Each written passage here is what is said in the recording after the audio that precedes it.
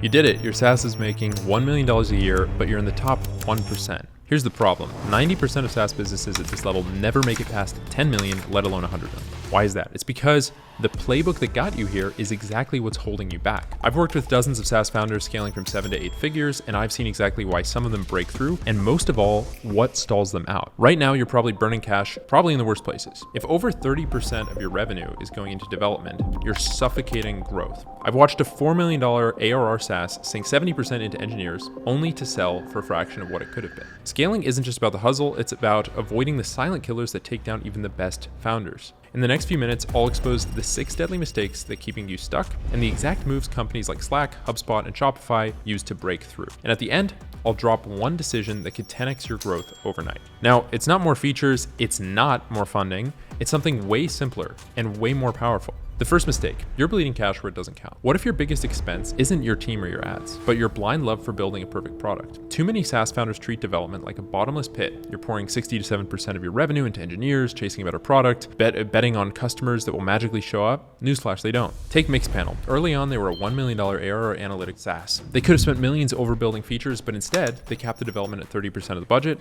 and funneled the rest into sales and customer education. By 2014, they hit $10 million in ARR. There's another 4 million ARR B2B SaaS that I know doing workflow automation. They burnt 2.8 million, 70% of revenue, on engineers and adding bells and whistles that no one used. Years later, cash gone, they sold for 6 million, a fraction of their potential. Run the numbers. If dev eats over 30% of your revenue, slash it. Reinvest in distribution. Think partnerships, outbound, and customer success to drive adoption. You're not a coder anymore, you're a CEO. Revenue comes from customers, not code bases. Burning cash on development is one thing, but if your entire growth engine is broken, that's it. Mistake number 2, your LTV to CAC ratio is a ticking time bomb. Why does growth feel like running on a treadmill? Lots of sweat, but you haven't physically moved anywhere. If you're spending big to snag customers, but they vanish after 6 months, your LTV to CAC ratio is trash. At 1 million, sloppy metrics slide. At 10 million, they sink you. Look at Slack. They hit $100 million ARR in 2017 with an LTV to CAC of over 3 to 1. How? Insane retention. 90% plus yearly, thanks to network effects and a killer onboarding workflow.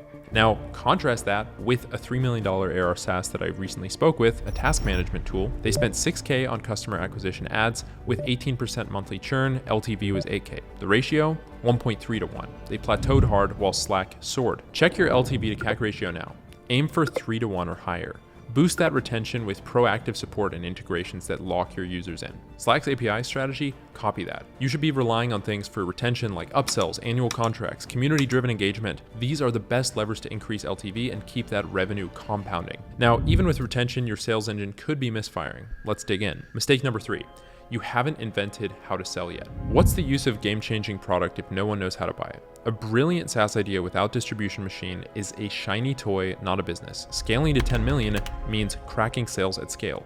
Most don't. Salesforce didn't just invent the CRM, they invented selling it. In 2001, with $5 million in ARR, they targeted SMBs with a repeatable outbound model, 1K per month in deals, high volume. By 2005, 310 million ARR. I saw the opposite with the $2 million ARR SaaS AI-powered HR tool. Now, great tech, but they leaned on random cold emails, closing 1 in 50 leads. No process, no scale. They were still stuck at 2 million. Pick one channel, say webinars like Zoom, scaled to 200 million ARR by 2019 and mastered it, right? By testing scripts, tweak your offers until you're closing 20% of leads predictably. Your real innovation isn't the product, it's the go-to market. Sell smarter, not harder. Now, the best sales engine is useless if you're aiming at the wrong audience. And that's where most SaaS founders go off track. So that takes us to mistake number 4. You're trying to be everything to everyone. Do you think more products mean more growth? That's a $10 million death sentence. The SaaS giants didn't scale by juggling 10 tools. They dominated one particular problem, one market first.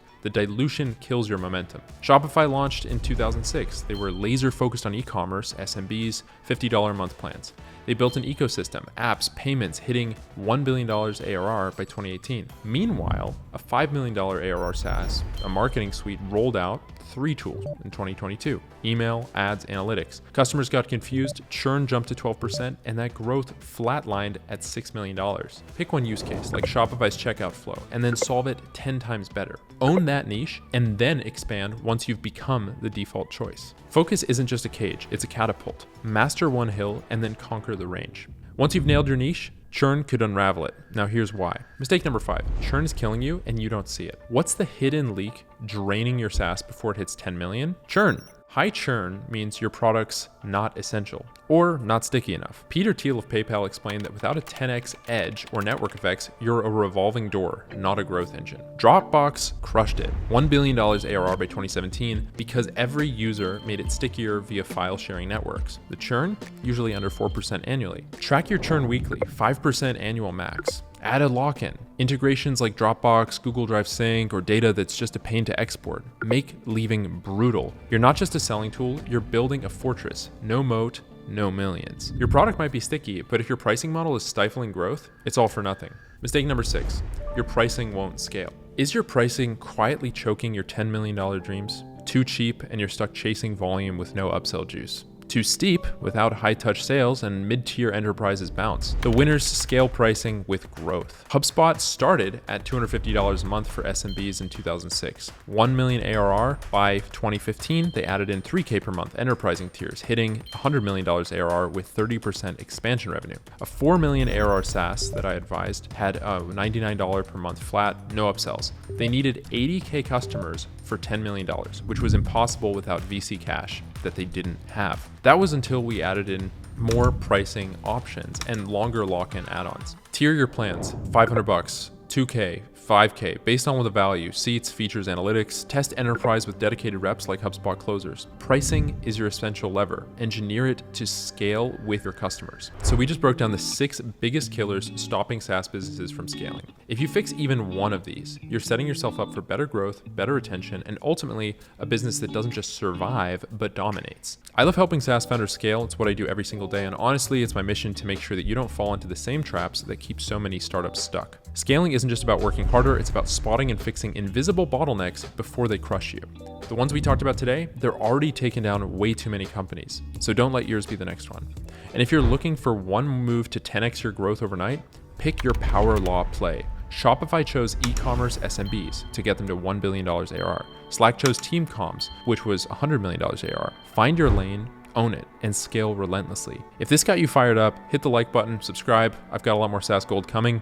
Drop your biggest takeaway below. I read every single one and I try and comment and get back to you. Oh, and grab my free $100 million SaaS GTM playbook in the description. It goes step by step into how we've built multiple companies to 7 and 8 figures in the SaaS space and how you can grow your company past $100 million. See you next time.